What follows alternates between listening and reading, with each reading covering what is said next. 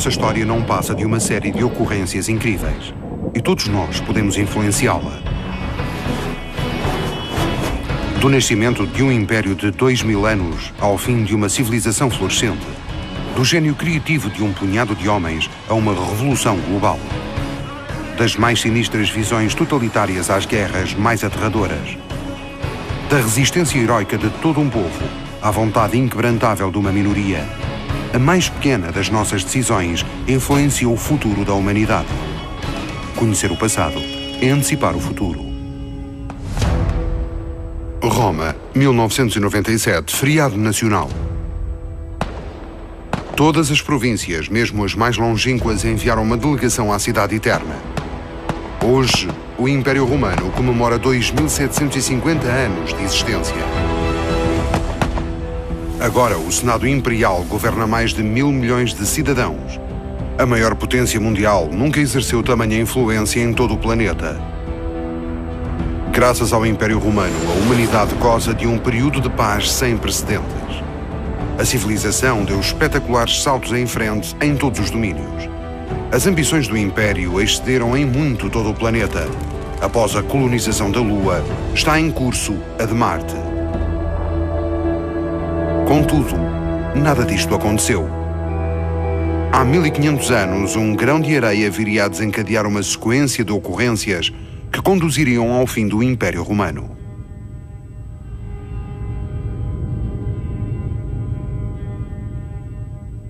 – 9 de agosto de 378, Batalha de Adrianópolis. O exército romano foi aniquilado. Poucos anos depois, sem defesas, Roma é saqueada. A cidade permanecerá inviolada 800 anos. 4 de setembro de 476 é deposto o último imperador romano do Ocidente. O Império Romano deixa de existir. Estes 3 acontecimentos, embora se tivessem dado ao longo de um século, estão intimamente ligados e conduzirão à queda do Império Romano do Ocidente. Vejamos porquê. Hoje o Mediterrâneo está dividido e é êmio de teatro de guerra. Contudo, no tempo em que o Império Romano dominava, formava um só Estado. Não apenas o que é hoje a Itália, a França ou a Espanha, mas também o Egito, o Kosovo, Israel e até parte do Iraque. Uma só divisa, leis comuns, um governante. Pela primeira e última vez na história, o Mediterrâneo vive em paz. É a era dos aquedutos, dos imperadores e legionários. O império é enorme e governar uma entidade tão vasta é praticamente impossível. Hoje sobrevoamo-lo em poucas horas. Na altura, atravessá-lo a cavalo demorava meses. Por isso estava dividido em 2, o Império Romano do Oriente e o Império Romano do Ocidente. Um território, 2 tronos e 2 imperadores. Que trabalham juntos para o bem do Império. Na altura que nos interessa, 375, calhou haver 2 irmãos. Valentiniano, o mais velho, general dinâmico, governa o Ocidente com mão de ferro. O irmão, valente, menos autoritário, esforça-se por impor a sua autoridade ao Oriente. Valentiniano é carismático e domina o irmão mais novo. Essa diferença de caráter dos 2 irmãos será essencial nos acontecimentos que se seguem.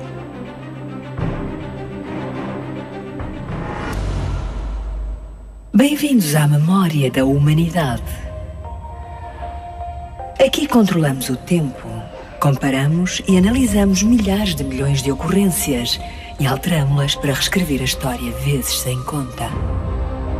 Por exemplo, imaginemos que podíamos recriar hoje o Império Romano. Onde se situa Israel e a Palestina, haveria um país unido, França e Alemanha, uma espécie de Estados Unidos do Mediterrâneo. De Londres a Jerusalém, os cidadãos falariam a mesma língua, viajavam sem passaporte e obedeciam às mesmas leis. Todas as religiões seriam toleradas, desde que não perturbassem a governação civil.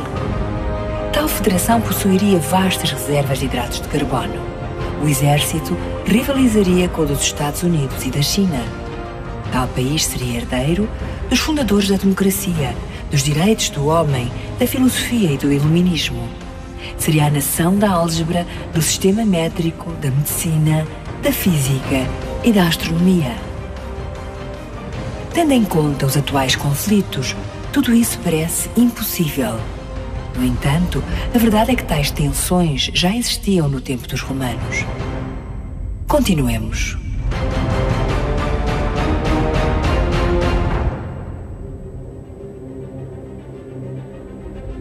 O Império é rico e, para além das suas fronteiras, os povos bárbaros aguardam a mínima oportunidade de se juntarem ao festim.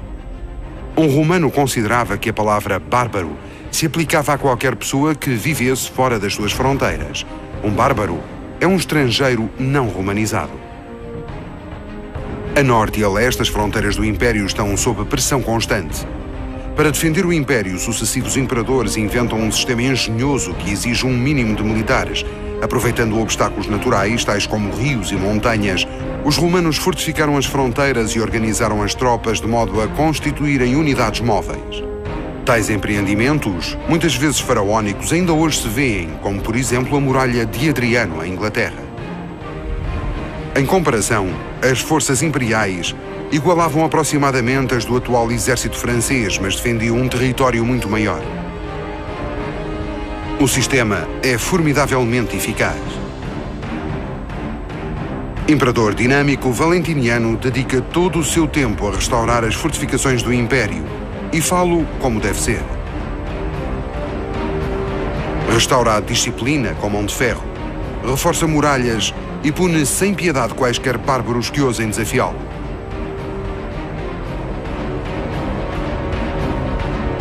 Temido e respeitado pelos inimigos, é o homem forte que a Roma precisa.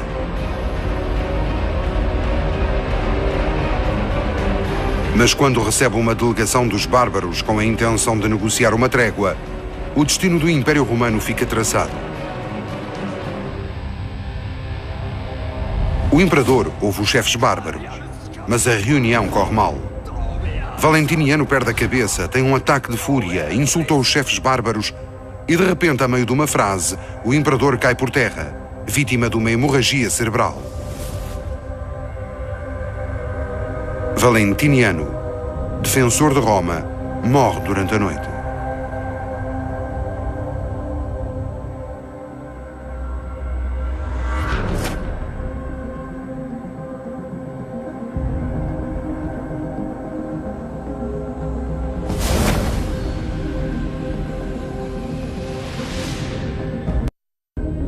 Acabamos de chegar a um ponto de viragem.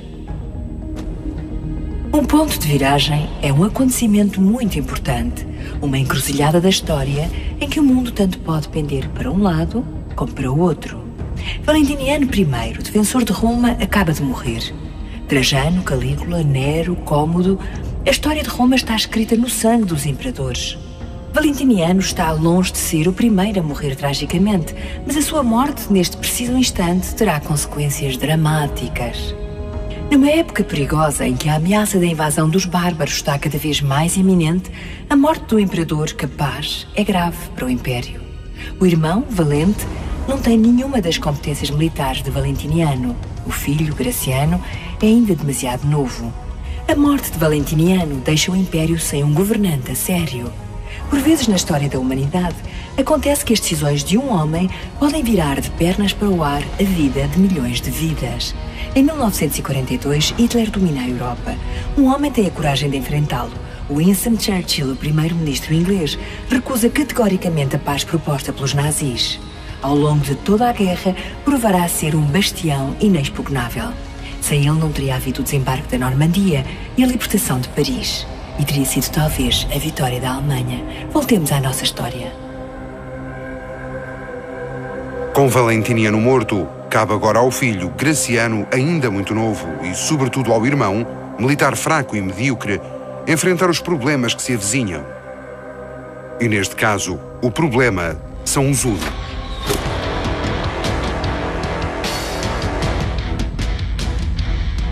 Nómadas da Ásia Central, os hunos vivem e combatem a cavalo. São excelentes arqueiros. Os inimigos morrem antes de conseguirem combater. Vivendo exclusivamente da criação e da caça, precisam de territórios amplos e virgens. Não querem conquistar o mundo, querem transformá-lo no seu território de caça.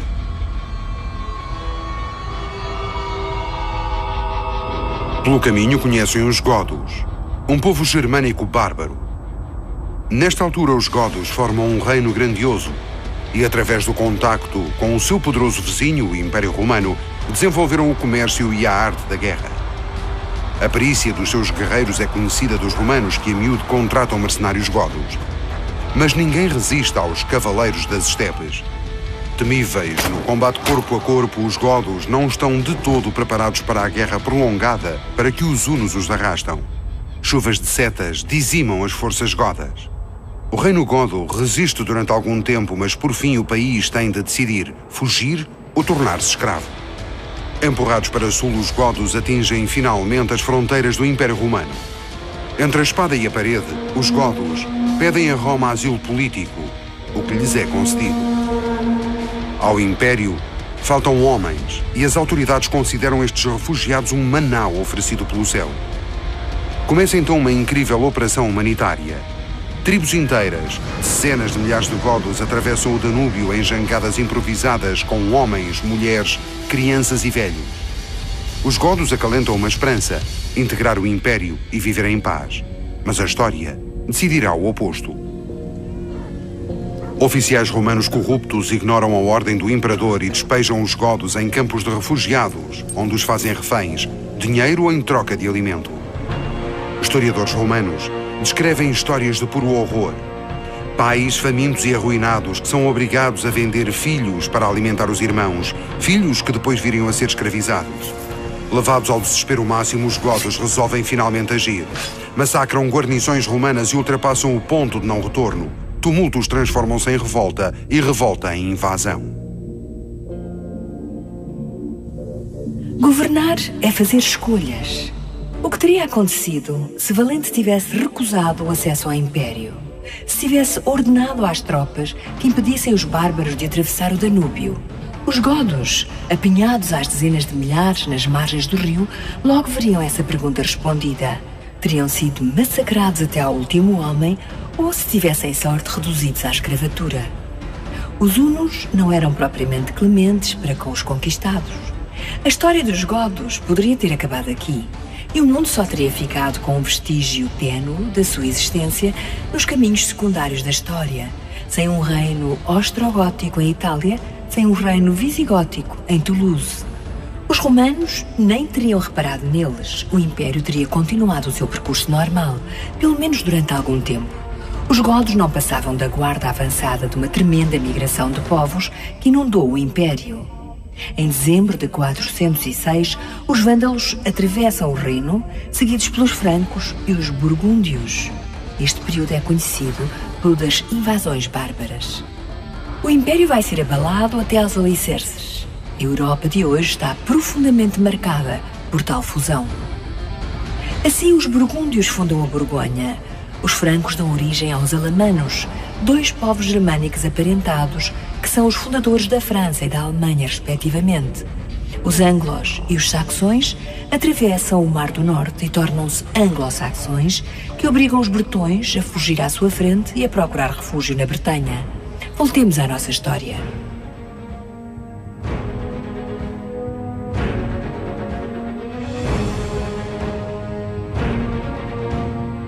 Os godos arrasam o norte do Império. Valente, irmão do imperador, resolve agir. Convoca os veteranos, reúne todas as tropas disponíveis e parte com a intenção de restaurar a autoridade imperial.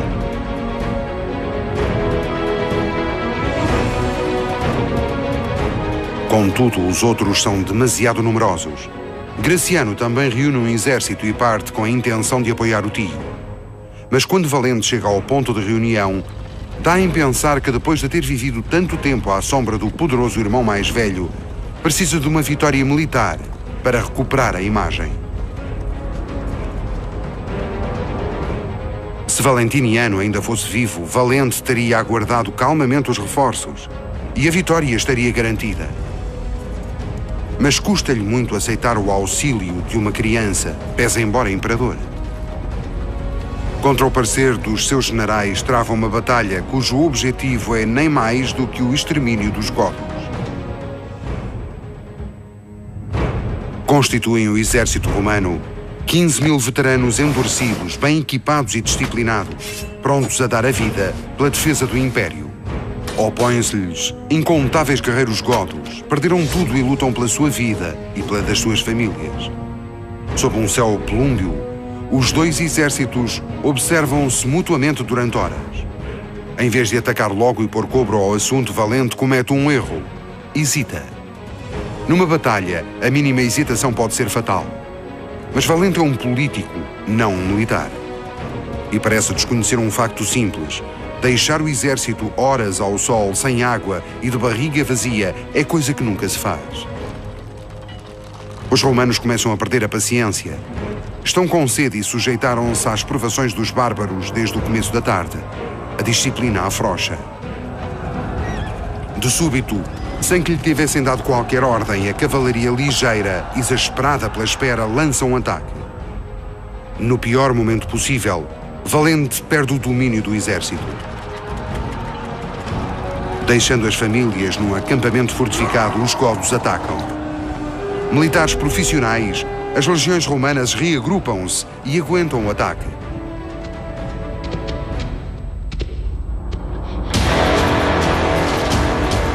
A seguir, uma surpresa. Pelo menos 5.000 cavaleiros bárbaros surgem nas cristas acima do campo de batalha. Os romanos nem os viram chegar. A cavalaria é uma arma temível, uma combinação de massa e velocidade.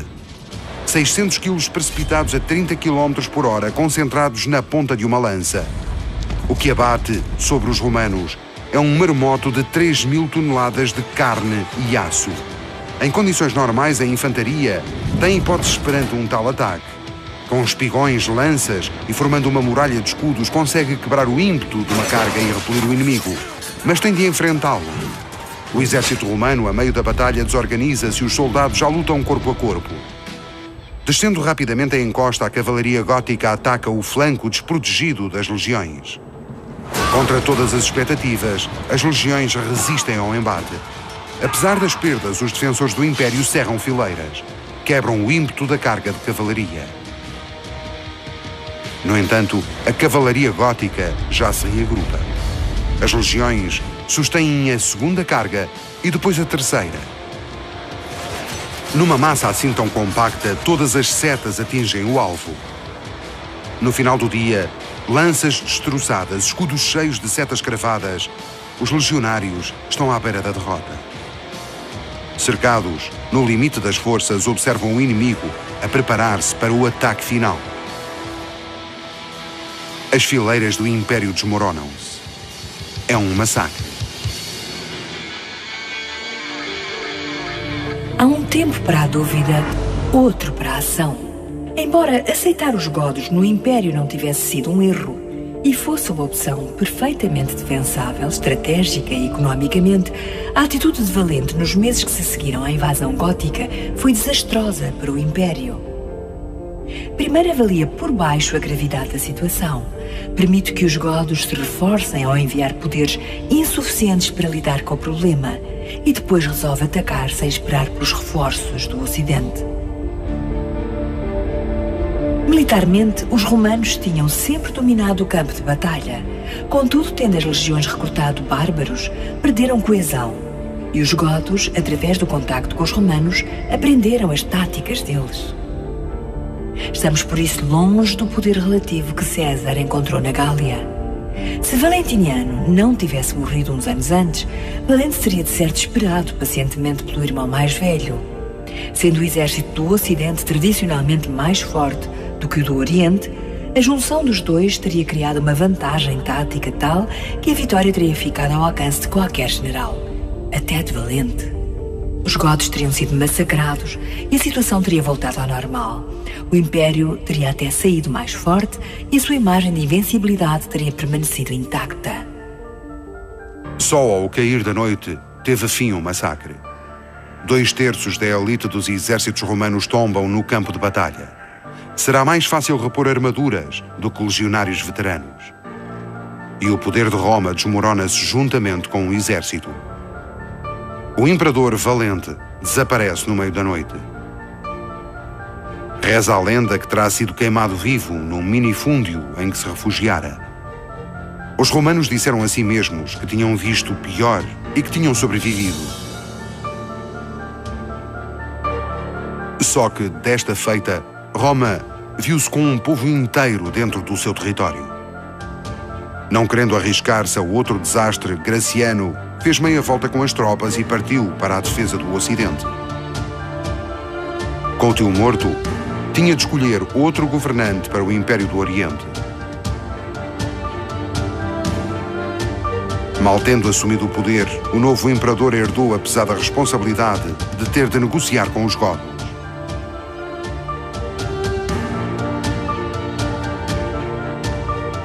E os termos eram simples: paz em troca de ouro. Fazem os possíveis para afastar os godos. Prometem terras, títulos e reinos. Mas numa das ironias da história, de negociação em negociação, os godos do leste avançam lentamente para o ocidente, o que os leva diretamente a Roma.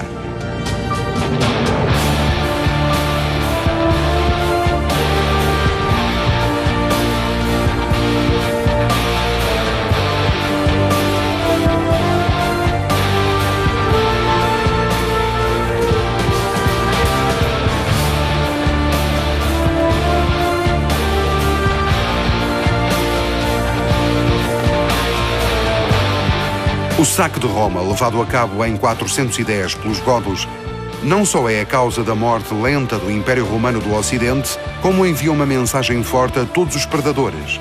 O exército de Roma já não é invencível. Atacado por todos os lados, ruído internamente pela intriga política, o Império Romano do Ocidente perde as províncias uma a uma, até finalmente desaparecer. O fim do Império assinala o começo de uma nova era da história, a Idade Média. O Império Romano do Oriente perdura mais 1000 anos, com o nome Império Bizantino. Mas essa é outra história.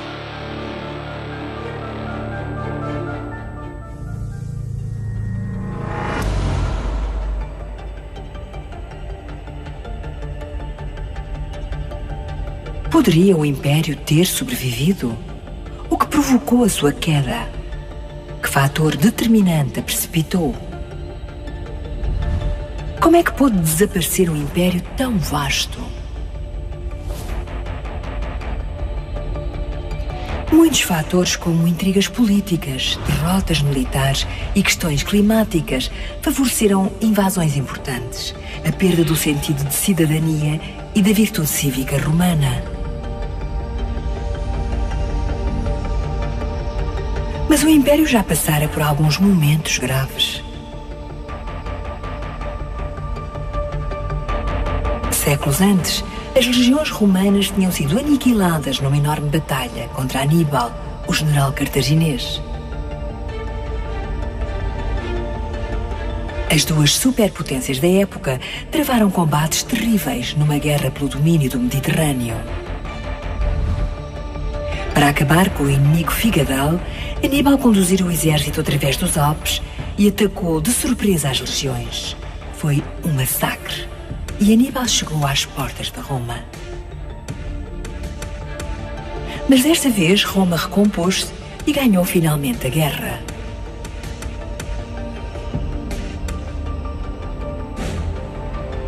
A queda de Roma foi dura. O caos que se seguiu revelou-se traumático para muita gente. Em todo o Mediterrâneo as populações encolheram. Cidades demoliram os anfiteatros para construir defesas. A Pax Romana já só era uma recordação antiga. No entanto, uma vez passada a tempestade, a calma regressou. Primeiro lentamente, foram séculos difíceis, mas a Idade Média foi uma época de renovação, a era da construção de catedrais. É certo que os invasores bárbaros destruíram o império existente, mas também trouxeram sangue novo. Ao fixar-se no império, fundiram-se com ele. Tal como após um incêndio florestal, a civilização recompôs-se e dominou a situação. E recomeçou tudo com renovado vigor.